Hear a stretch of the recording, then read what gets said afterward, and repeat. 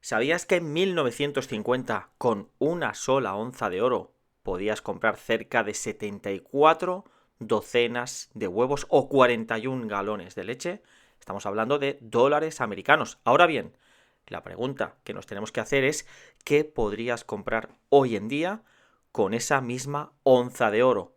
¿Ha preservado realmente el oro su poder adquisitivo frente a bienes tangibles como alimentos, vehículos y vivienda durante los últimos 75 años?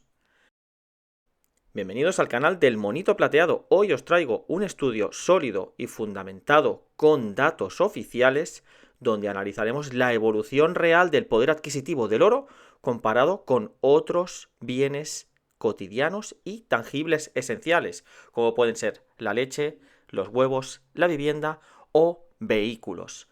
Descubriremos cómo el oro no solo ha protegido el valor de nuestro dinero frente a la inflación, sino que en determinados momentos históricos ha multiplicado considerablemente nuestra capacidad de compra. Pero cuidado, porque no todo es lineal. El oro no sube de forma lineal. Es un activo que de vez en cuando se comporta como un activo especulativo.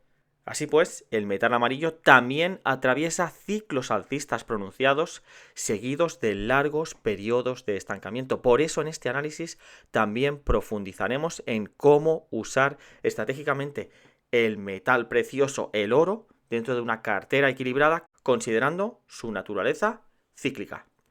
Prepárate para un viaje fascinante por la historia económica reciente, con datos claros y ejemplos prácticos y también con conclusiones, para que puedas tomar las mejores decisiones de inversión informadas y proteger mejor tu patrimonio frente a la inflación.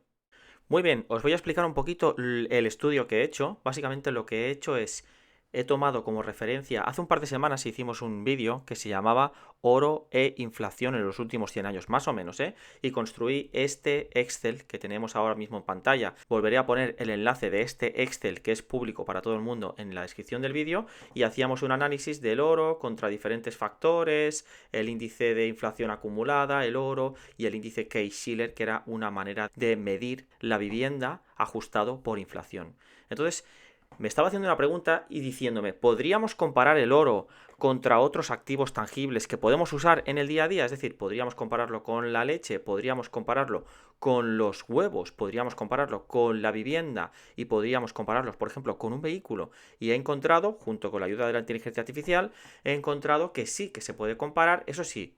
Por favor, teniendo en cuenta siempre que estoy mirando la cotización del oro en dólares y la cotización del resto de productos, es decir, los precios más bien del resto de productos también en dólares, por ejemplo, leche por galón, huevos por docena, vivienda utilizando un índice que veréis ahora y los Ford F-150, que es un vehículo que lleva fabricándose desde hace casi 100 años. Ahora lo veréis, ¿vale? Porque he encontrado datos que son bastante interesantes. Pero vamos a ver un poquito los datos porque creo que es bastante interesante que veamos primero un poco de dónde saco los datos, luego hacemos las comparaciones con la inteligencia artificial y luego lanzamos unas conclusiones. Los primeros datos que he querido comparar son los de la fuente de leche, ¿vale? Que aquí tengo pues un par de enlaces que vamos a verlos. Me voy a ir al primer enlace que lo tengo abierto ya, lo tengo aquí puesto. Fijaros bien, es una página súper interesante que he encontrado que decía ¿cuánto valía el galón de leche el año que naciste? Súper guay, súper interesante, la verdad. Y aquí ponía, por ejemplo, si tú hubieras nacido en 1950 te habría costado 83 céntimos de dólar. El icono este es el de céntimo de dólar por galón. Y entonces he ido construyendo la tabla en el 55, en el 60, un dólar, ya lo veis, un dólar, 0,05, en el 70, un dólar, 32, en el 75, ¿vale? Y luego explica también, por ejemplo, al final de la tabla, fijaros bien qué interesante, que va explicando diferentes razones de por qué el precio de la leche subía. Y aquí en 2018, fijaros que dice que la demanda de leche cayó porque había muchas personas que estaban empezando a beber menos leche. Yo lo que entiendo es que estaban pasándose a otro tipo de opciones que eran bajas en grasas, a lo mejor a la soja, a la avena, etcétera, etcétera. Entonces, como que la demanda de leche había bajado, eso también lo tenemos que tener en cuenta, pues los precios de la leche aquí entre 2005 y 2018 habían bajado. Pero no es el único índice que he mirado. Si os fijáis bien, me vengo aquí a la página esta que es US Inflation Calculator, ¿vale? Y me da algunos datos más en este caso desde 1995 hasta el año 2022. Y dado que este es el último precio conocido de la leche, es el precio que le he asignado aquí detrás al final de la tabla. Por eso estos datos los tengo un poco en negrita para que entendáis que no son datos perfectos, no son datos perfectos. A lo mejor la leche por galón es más cara en dólares hoy en día, porque aquí se nos irían unos 3 años todavía. Súper interesante la página esta. Entonces, el segundo dato que he estado mirando es el de los precios de los huevos. He encontrado aquí, fijaros bien, un PDF, que lo tengo aquí, lo voy a abrir ahora mismo. Fijaros bien, un PDF hecho por el Departamento de Agricultura y nos da aquí, por ejemplo, fijaros bien, los precios medios de los huevos por céntimos y por docena. Y aquí nos explica un poco en la última columna los precios medio por año. Entonces he ido tomando como referencia estos precios para construir la tabla del precio medio en céntimos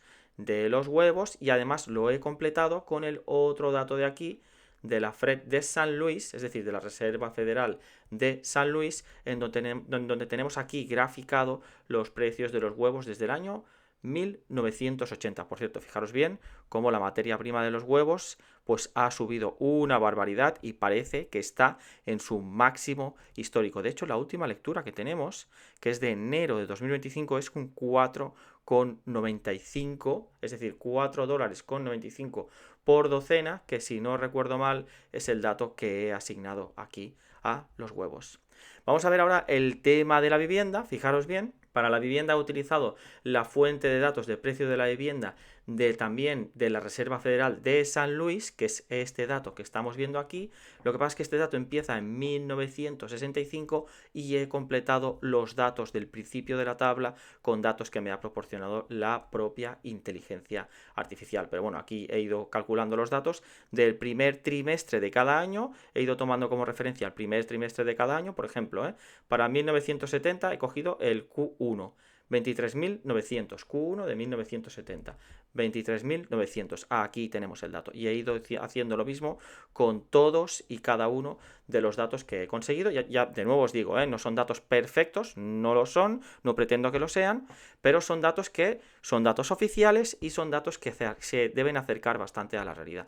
Y por último, os quería enseñar la página esta, dejadme que la abra un momento porque tarda un poco en cargar. Aquí la tenemos, la página esta, que entiendo que será una revista de coches o algo. Súper chula la página, me ha servido un montón. ¿Qué es lo que me decía?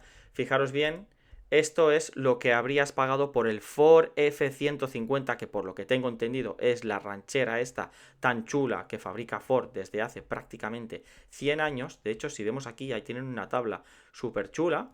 Desde 1948 me vienen los datos. O sea, es que es un estudio que me viene perfecto. Entonces he ido tomando como referencia, como os he explicado, los precios que estaban más cercanos al año. Por ejemplo, aquí este lo he asignado a 1950, si os fijáis bien.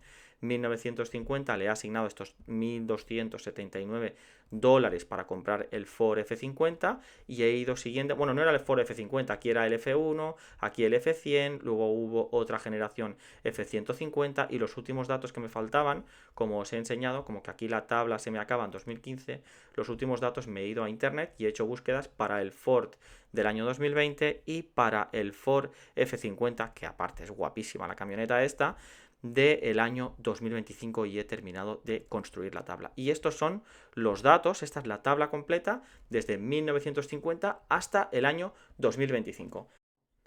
Muy bien, aquí tenemos, le he pasado pues toda la tabla, como puedes ver, toda la tabla. Le he preguntado qué conclusiones puedes extraer para comparar el oro con la leche, los huevos, la vivienda y el modelo Ford F-150. Hace un análisis completo y entonces nos ha hecho una tabla bastante interesante. Fijaros bien, 1950, 1975, 2000, 2025. Y entonces nos ha colocado aquí la cotización del oro, la cotización de la leche, es decir, los precios de la leche, los precios de los huevos, de la vivienda y de los Ford. Y ha empezado a hacer la comparativa uno a uno. Fijaros bien, en 1950 con una onza de oro se podían comprar 40,78 galones de leche.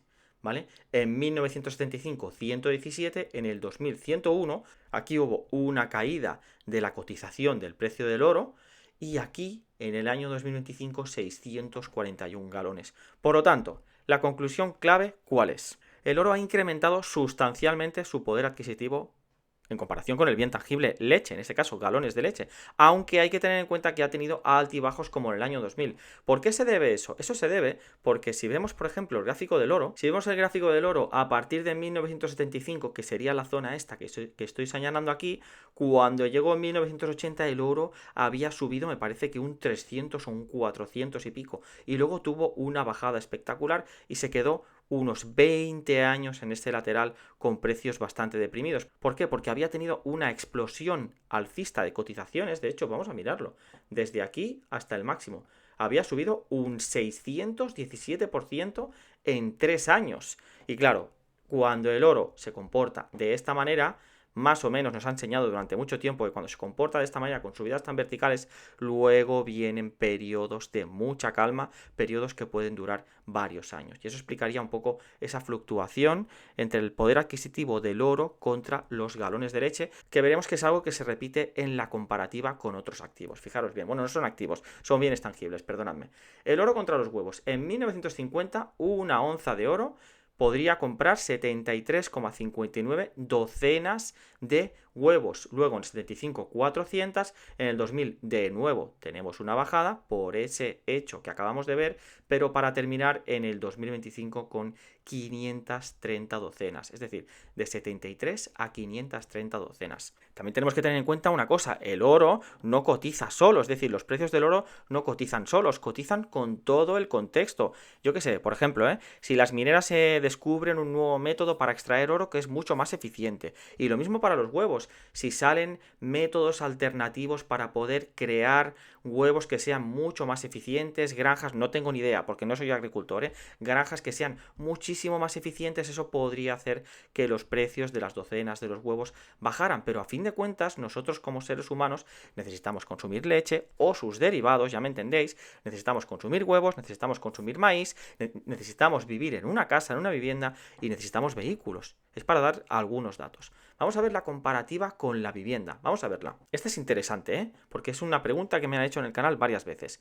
En 1950 el valor de una vivienda promedio eran 7.354 dólares, que equivalía a 217 onzas de oro. Es decir, 217 onzas de oro compraban una vivienda. Y fijaros bien cómo ha ido cambiando ese valor. En el año 1950, 217, en el año 1975, 207, es decir, una casa respecto al precio, a la cantidad de onzas, había bajado, por lo tanto, el oro había subido más entre 1950 y 1975. Fijaros bien lo que hizo en la década de los 2000. 589 onzas. Aquí se disparó el precio de la vivienda y en cambio la cotización del oro cayó bastante. Fijaros bien, desde el año 1975 la vivienda 38.000, 63.000, 82.000, 123.000, 130.000, 169.000, 232.000, 222.000, 289.000. Siguió subiendo prácticamente en todo el periodo, menos en la zona esta de aquí, gran crisis financiera. Sin embargo, al final de todo el recorrido, que es la zona donde estamos ahora, por cierto, que tengáis en cuenta, estoy tomando como referencia la cotización del oro de inicio de año, no la de ahora mismo, que está un poco más alta, la de inicio de año, porque eso es un evento que ya ha sucedido, ¿vale? Importante, he tomado la cotización del inicio de año. A lo mejor terminamos el año por debajo de los 2.600, a lo mejor terminamos en 2.200, yo no tengo ni idea, pero la cotización de inicio del año de 2025... el oro tiene más poder adquisitivo para comprar vivienda que en 1950, que en 1975 y que en el año 2000. Por lo tanto, las conclusiones son clave. Entre 1950 y el 75, el poder adquisitivo del oro respecto a la vivienda fue estable. Sin embargo, del 75 al 2000 hubo un fuerte deterioro en esa relación entre oro y vivienda. Habría salido mucho más a cuenta en el año 75 o en el año 80 vender todo el oro y con ese oro comprar todas las viviendas que fueran posibles, si supiéramos estos datos de antemano, atención, es solo un dato, ¿vale? En cambio, en el año 2025 el oro ha recuperado muchísimo el poder adquisitivo de la vivienda, lo que fundamenta la idea de que el oro puede ser una buena protección contra la inflación, y no solo contra la inflación, contra la subida real de los precios de varios activos. Y vamos a ver los vehículos. Comparando el oro contra este modelo de Ford F1 o Ford F100 o Ford F150, que es el modelo equiparable. Fijaros bien, ¿eh? En 1950 el vehículo valía $1.279. Aquí lo tenemos. Por lo tanto, necesitamos 38 onzas para poder comprar este vehículo. En el 75 necesitábamos tan solo 23 onzas para comprar este vehículo, que valía ya $4.293. En el año 2000 vuelve a suceder lo mismo que con la vivienda, y en este caso se nota muchísimo la diferencia también. Sin embargo, en el año 2025 este Ford vale 38.810 euros, mientras que la onza de oro, por lo tanto, con 15 onzas de oro podríamos comprar ese vehículo. Y fijaros de nuevo, se parece mucho a las conclusiones de antes. Hasta 1975 el oro aumentó su poder adquisitivo necesitando menos onzas. Entre 75 y 2000 sufrió una pérdida considerable, pero en el año 2025 el oro alcanza su máximo poder adquisitivo respecto al coche, necesitando solo 15 onzas más, que es 2 veces mejor, fijaros bien, 2 veces mejor que en el año 1950, y esto en 75 años. Las conclusiones están claras. Protección contra la inflación a largo plazo, es decir, desde 1950 hasta el 2025, 75 años, el oro ha demostrado ser una excelente reserva de valor frente a la inflación y el encarecimiento de productos cotidianos y precios reales. Es decir, y luego tiene ciclos. El oro no crece linealmente. Esto lo tenemos que entender y es muy importante. El oro se mueve como un activo especulativo más. Tiene zonas de sobrecompra y luego tiene periodos de pausa muy largos, muy largos. Por eso el oro crece, digamos, podríamos decir que crece linealmente, pero a largo plazo. Algo que puede llevar 2 y hasta 3 generaciones. Tiene mejor desempeño frente a bienes duraderos. Esto es muy interesante, ¿vale? La vivienda y los vehículos muestran cómo el oro no solo protege, sino que puede incrementar notablemente el poder adquisitivo en bienes de alto valor económico, especialmente en periodos inflacionarios fuertes o incertidumbre económica. Y luego también es una estabilidad frente a bienes básicos. Entonces, bueno, la reflexión final que yo os hago con el oro es que sí, el oro protege contra la inflación y contra la inflación real, es decir, la subida de precio real, pero tiene estos periodos de expansión que luego vienen seguidos de periodos de depresión muy largos.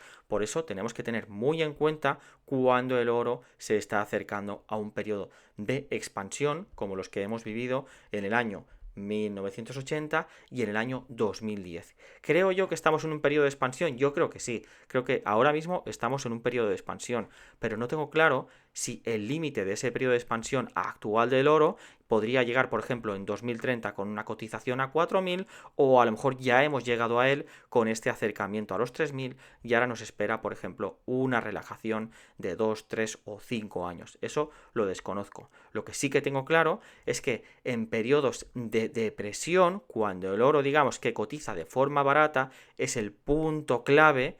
Desde mi punto de vista, es el momento clave para volver a acumular posiciones de oro, porque lleva demostrando en los últimos 75 años, al menos con estos datos, y probablemente si tuviera datos más antiguos, mucho más, que es capaz de proteger nuestro patrimonio. Y hasta aquí el vídeo de hoy. Por favor, dadle like al vídeo si os ha gustado y suscribiros al canal, porque voy a seguir trayendo contenido como este, y me encantaría leer vuestros comentarios en la cajita de comentarios. ¿Qué opináis de este análisis? ¿Qué más análisis como este creéis que tengo que hacer? ¿Tengo que compararlo contra gasolina? ¿Tengo que compararlo de otra manera? ¿Hacer otro tipo de estudio? Estoy totalmente abierto a sugerencias que me podáis hacer acerca de cómo mejorar mi contenido. Vuestro amigo, el Monito Plateado, se despide. Hasta la próxima.